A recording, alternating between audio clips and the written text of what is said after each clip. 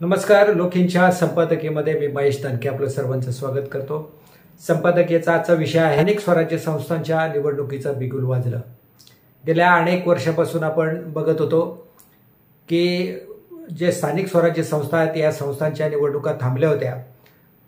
लोकसभेचं इलेक्शन झालं, विधानसभेच्या निवडणुका झाल्या आणि त्याच्यानंतर लगेच या निवडणुका होतील असं वाटलं होतं. मध्यंतरीच्या निर्णयामध्ये कोर्टाने सांगितलं की कोणत्याही परिस्थितीमध्ये 6 महिन्याच्या आत या निवडणुका झाल्या पाहिजेत आणि त्या अनुषंगानं निवडणूक आयोग असेल किंवा महाराष्ट्र शासन असेल यांनी ती सगळी प्रक्रिया सुरू केली आणि त्याच्यानंतर स्थानिक स्वराज्य संस्थांच्या निवडणुका घेण्याला वेग आला. काल परवापर्यंत आपण बघितलं की जिल्हा परिषदेच्या जे काही गट रचना होती त्या गट रचना सुद्धा त्याचं GR जाहीर झाला, गट रचना जाहीर करण्यात आली.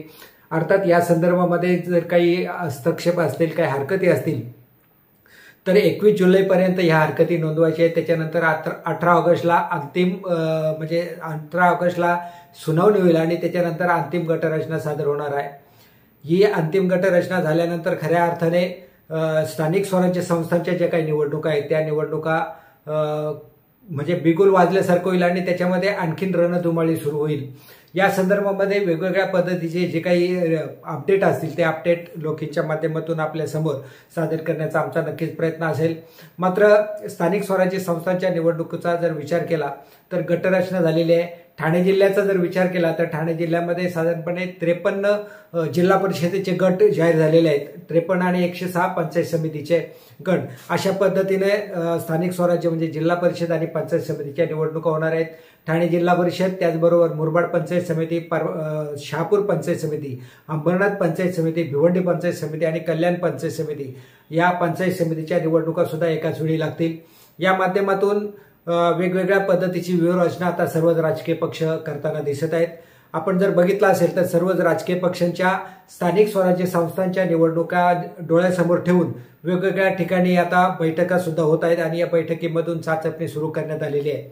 खरं म्हणजे महाराष्ट्राचा जर विचार केला किंवा ठाणे जिल्ह्याचा विचार केला तर महाविकास आघाडी विरुद्ध महायुती अशा पद्धतीचं आतापर्यंतचं वातावरण होतं. परंतु जर आपण लक्षात घेतलं तर ठाणे जिल्हा परिषदेचा जर विचार केला तर ठाणे जिल्हा परिषदेच्या मध्ये भारतीय जनता पार्टी स्वतंत्रपणे निवडणूक लढवण्याचा निर्णय करताना दिसत आहे.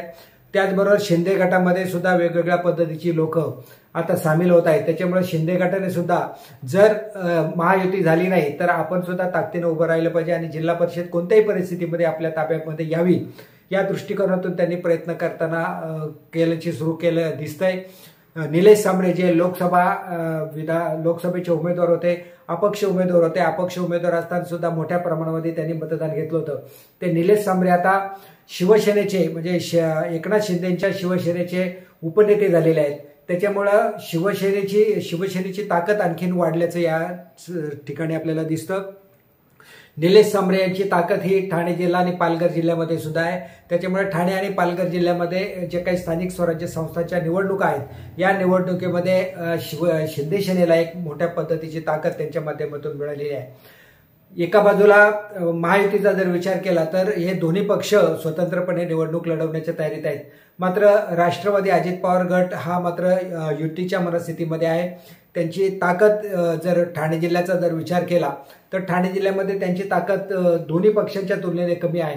त्याच्यामुळे जो पक्ष आपल्याला सोबत घेईल त्यांच्या सोबत जायचं आणि जिल्हा परिषदेमध्ये आपलं अस्तित्व दाखवायचं अशा पद्धतीची रणनीती राष्ट्रवादी अजित पवार गटाकडून सुरू झाल्याचं दिसतंय. दुसऱ्या बाजूला महाविकास आघाडीच्या संयुक्तपणे बैठका अजूनही होताना दिसत नाहीत.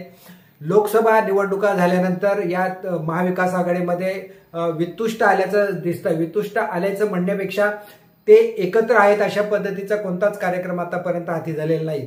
त्याच्यामुळे या 3 पक्षांनी नेमकी काय भूमिका घेतली त्याच्यावर महायुतीचं गणित बरंचसं अवलंबून आहे. तिन्ही पक्ष जर स्वतंत्रपणे लढले तर मात्र आणि जर महायुती एकत्र लढली तर महायुतीचा 100% विजय होईल आणि महाविकास आघाडीचा दारुण पराभव होऊ शकतो. विधानसभेच्या निवडणुका झाल्यानंतर विधानसभा निवडणुकीमध्ये मोठ्या प्रमाणामध्ये महायुतीला मत मिळालेले आहे, मतसंख्या मिळालेली आहे, सत्ता त्यांची आलेली आहे. अशा परिस्थितीमध्ये सैरवैर झालेली महाविकास आघाडी जर एकत्र लढली तर एक चांगल्या पद्धतीची टफ ते स्थानिक स्वराज्य संस्थांच्या निवडणुकीच्या माध्यमातून देऊ शकतात। मात्र या दृष्टिकोनातून जर विचार केला तर आतापर्यंत जिल्ह्याचा जर विचार केला तर ठाणे जिल्ह्यामध्ये महाविकास आघाडीची एकत्रपणे निवडणूक झाल्याचं दिसत नाही। त्याचबरोबर ज्या पद्धतीनं सगळेच पक्ष कामाला लागले तशा पद्धतीनं वेगवेगळ्या पद्धतीच्या स्वतंत्र पक्षाच्या बैठका मात्र सुरू आहेत। त्याच्यामुळे महाविकास आघाडी होईल का की हे सुद्धा स्वतंत्रपणे निवडणुका लढवतील या आगामी काळामध्ये आपल्याला दिसेल। मात्र तोपर्यंत महायुती ज्या पद्धतीनं कामाला लागलेले तशाच पद्धतीचं महाविकास आघाडीचं वातावरण होताना दिसत नाही। तालुका पातळीवर मात्र बैठका होताना दिसत आहेत आणि या माध्यमातून रणधुमाळी सुरू झालेली हे सांगायला वेगळं सांगायची गरज नाही। त्याचबरोबर स्थानिक स्वराज्य संस्थांच्या निवडणुका ज्या आहेत त्या निवडणुका आगामी काळामध्ये ज्यावेळी गटरचना फायनल होईल त्यावेळी त्याच्यानंतर आरक्षण होईल आणि आरक्षणाच्या माध्यमातून खऱ्या अर्थानं रणधुमाळी सुरू होणार आहे। मात्र महायुती एकत्र लढणार की महाविकास आघाडी एकत्र लढणार हे मात्र अजूनही निश्चित स्वरूपामध्ये दिसत नाही। भारतीय जनता पार्टीने स्वतंत्रपणे निवडणुका लढवण्याची तयारी केलेली आहे। शिंदे गट त्याच पद्धतीने तयारी करताना दिसत आहे। दुसऱ्या बाजूला कदाचित शिवसेना ठाकरे पक्ष आणि मनसे युती होईल असंही एकंदरीत काही लोकांचं किंवा काही राजकीय तज्ज्ञांचं मत आहे। तसं जर झालं तर ठाकरे गट त्याचबरोबर मनसे यांचा एक वेगळा उमेदवार असेल। तिन्ही पक्षांची म्हणजे सत्ताधारी तिन्ही पक्षांची युती झाली तर त्यांचा एक उमेदवार असेल आणि महायुतीमध्ये महाविकास आघाडीमध्ये दोनच पक्ष उरतील ते म्हणजे राष्ट्रवादी शरद पवार गट आणि काँग्रेस या दोघांची जर युती झाली तर तिहेरी लढत आपल्याला या निवडणुकीमध्ये पाहायला मिळेल। मात्र जर सर्वच पक्ष स्वतंत्रपणे लढले तर बहुरंगी लढत होईल आणि या बहुरंगी लढतीमध्ये नेमका कोणाचा विजय होईल हे सांगणं आता तरी अवघड आहे। आगामी काळामध्ये ज्या पद्धतीच्या घटना घडतील त्यामधून आपल्याला वेगवेगळ्या पद्धतीचे कयास आपण लावू शकतो। तुर्तास सर्व राजकीय पक्ष कामाला लागलेले आहेत। युती होईल की नाही होईल हे आत्ता सांगणं कठीण असलं तरी सुद्धा या दृष्टिकोनातून आगामी काही कालावधीमध्ये महायुती स्वतंत्रपणे एकत्र निवडणुका लढवणार, महाविकास एकत्रपणे निवडणूक लढवणार की ठाकरे गट आणि मनसे एकत्र येणार हे आपल्याला लवकरच दिसेल। मात्र एवढं नक्कीच आहे की स्थानिक स्वराज्य संस्थांची गटरचना जाहीर झाल्यापासून राजकीय धुलवड उडायला सुरुवात झालेली आहे।